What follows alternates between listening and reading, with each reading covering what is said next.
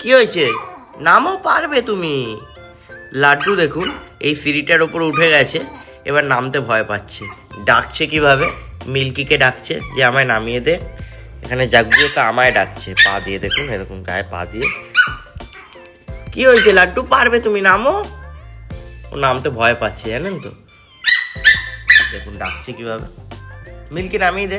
টফিকে গিয়ে ডাকছি, দেখুন হাত দিয়ে ডাকছে টফিকে।